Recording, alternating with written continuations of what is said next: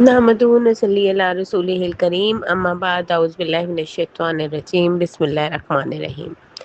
عشرہ ذی الحج میں ناخن اور بال کاٹنا۔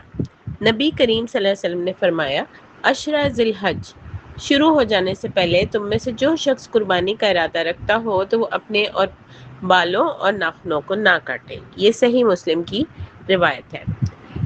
اس معاملے میں شیخ عبدالعزیز بن رحمۃ اللہ علیہ فرماتے ہیں کہ جو شخص قربانی کا ارادہ رکھتا ہو، اسے چاند نظر آئے یا ذی القعدہ کے 30 دن شروع ہونے کی بنا پر ذی الحج کا مہینہ شروع ہو جائے تو قربانی اور ذبح کرنے تک اس کے لیے اپنے بال اور ناخن یا جلد وغیرہ سے کچھ کاٹنا حرام۔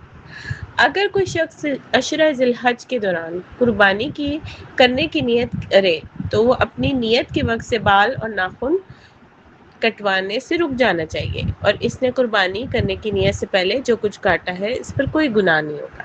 اس ممانعت میں حکمت یہ ہے کہ قربانی کرنے والا شخص قربانی کر کے اللہ تعالیٰ کا تقرب حاصل کرنے کے لیے حاجی کے بعض اعمال میں شریک ہوگا، یعنی کہ اگر ہم بال اور ناخن نہیں کاٹیں گے تو حج کرنے والے لوگوں کے ساتھ شامل ہو جائیں گے، جتنا ان کو ثواب ملے گا اتنا ہمیں ملے گا۔ تو اپنے بال اور ناخن کاٹنے سے رک جانا چاہیے، اور احرام کے ساتھ جب وہ احرام کھولیں گے یا ہماری یہاں پہ قربانی ہو جائے گی تو ہم بھی اپنے بال و ناخن کاٹ لیں۔ جزاک اللہ خیرا کثیرا۔